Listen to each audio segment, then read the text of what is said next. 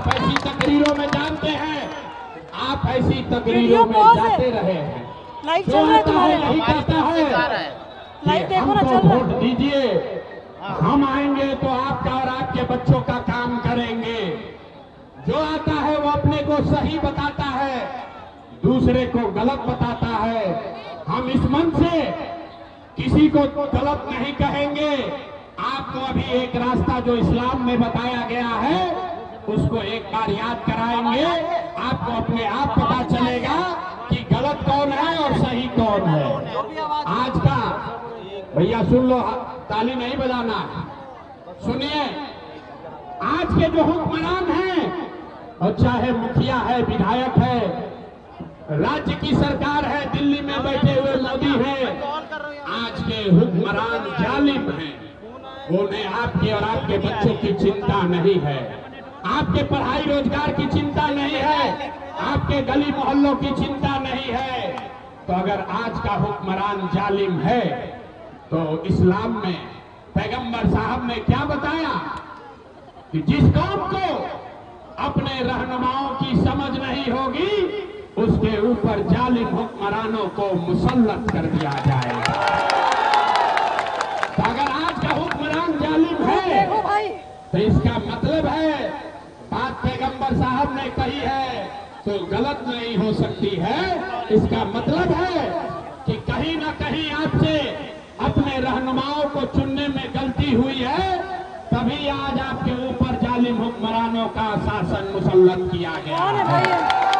अब आप तय कर लो भाई कि जिसको आपने वोट दिया, जिस लालटेन में आप किरासन तेल बनकर जल रहे हैं, जल आप रहे हैं, जल आपके बच्चों का भविष्य रहा है और रोशनी लालटेन वालों के घर पर हो रही है, आपके घर के बच्चों के भाग्य में उजाला नहीं आ रहा है। इसलिए ये विकल्प बनाया गया है, इसलिए ये विकल्प बनाया गया है क्योंकि भाजपा से अगर लड़ना है तो भाजपा से अगर लड़ना है, भाजपा की ताकत को समझिए।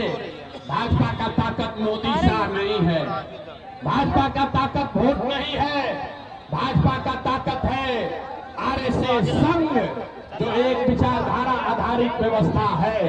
अगर उससे लड़ना है, उसको हराना है तो लोहे को लोहा काटता है मेरे भाई। अगर विचारधारा आधारित व्यवस्था से लड़ना है, अगर भाजपा के विचारधारा से लड़ना है तो एक ही रास्ता है, महात्मा गांधी के विचारधारा को फिर से पुनर्जीवित किया जाए, तभी इनको किया जाएगा। इसीलिए ये गांधी के विचारधारा से प्रेरित होकर 2.5 बरस पैदल चल के ये जन सुराज की व्यवस्था बनाई गई है, जो ना हिंदुओं का है, ना मुसलमानों का, ना अगड़ों का है, ना पिछड़ों का।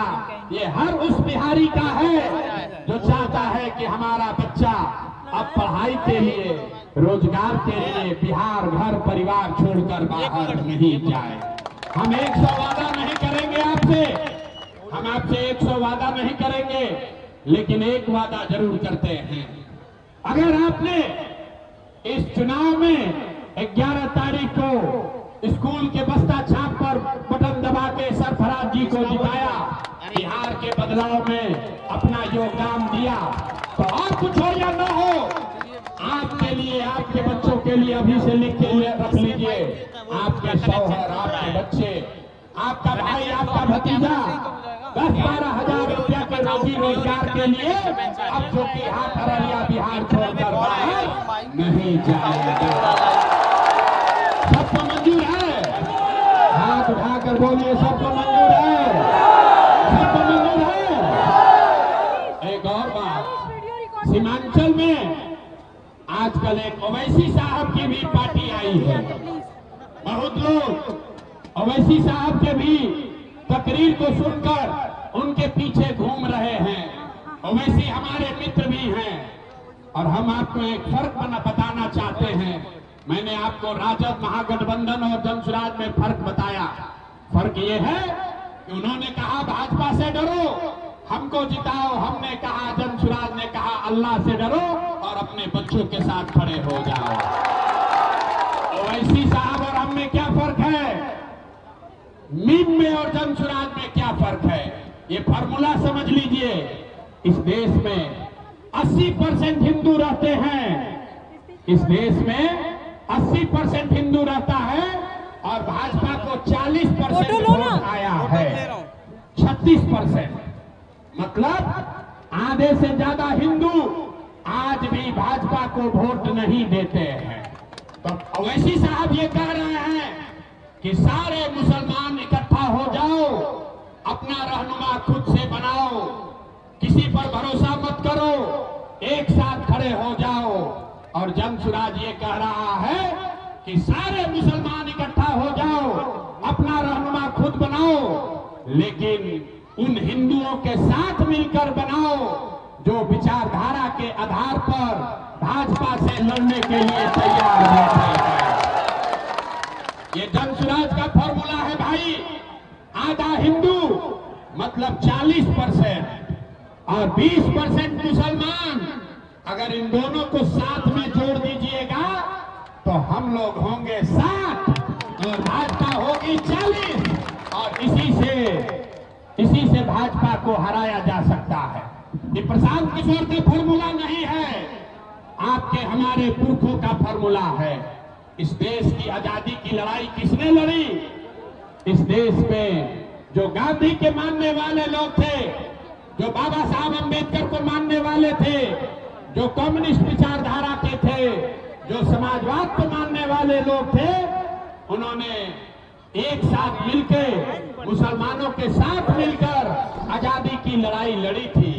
आज भाजपा के विरोध में कौन है? जो आधे हिंदू भाजपा को वोट नहीं देते, वो कौन हिंदू हैं? आप उसको जाति में देखते हैं, जाति में मत देखिए, उसको विचारधारा के आधार पर देखिए। जो हिंदू गांधी को मानता है वो भाजपा को वोट नहीं देता है। जो हिंदू बाबा साहब अंबेडकर को मानता है वो भाजपा को वोट नहीं देता है। जो हिंदू कम्युनिस्ट विचारधारा को मानता है, वो किसी जात का हिंदू हो, वो भाजपा को वोट नहीं देता है। जो समाजवाद जयप्रकाश को मानता है, वो भी हिंदू भाजपा को वोट नहीं देता है। तो अगर ये 4 विचारधारा के मानने वाले हिंदुओं के साथ 20% मुसलमानों को एक साथ कर दिया जाए तो सामाजिक राजनीतिक तौर पर भाजपा को पूरी तरीके से हराया जा सकता है।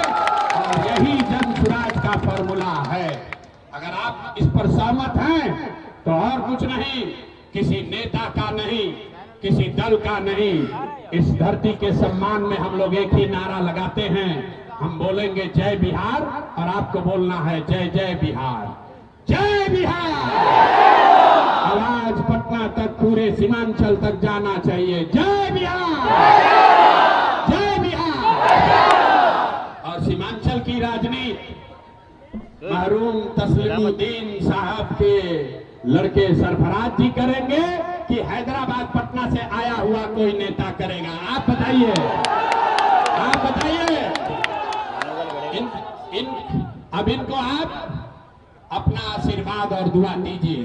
वोट जिसको देना है दीजिए, लेकिन जो दुआ है, दुआ आपको देना है सरफराज भाई को।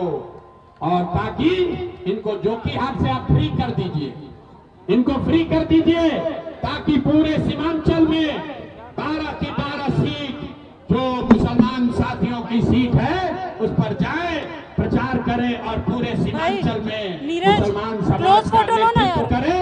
इसलिए ये जनसुराज लेते जाओ दिन भर। ये अगर यहाँ से नहीं लड़ जाते तो भी इनको जीतना था, तब भी जीते कि नहीं जीते, जीते कि नहीं जीते। तो जनसुराज में कहे जुड़े, जनसुराज में क्यों जुड़े हम बताते हैं। बड़े से बड़ा हकीम भी, बड़ा से बड़ा सर्जन भी, अगर ऑपरेशन थिएटर न रहे, अस्पताल ना रहे तो डॉक्टर ऑपरेशन नहीं कर सकता है, सर्जरी नहीं कर सकता है।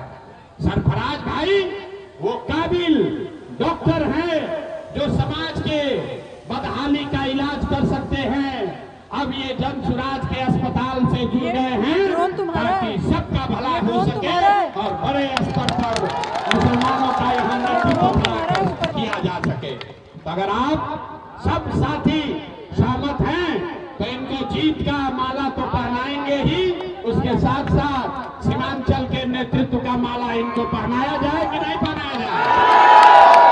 पूरे आशीर्वाद दीजिए, दुआ दीजिए इनको जो की हाथ से जिता दिया गया कि नहीं।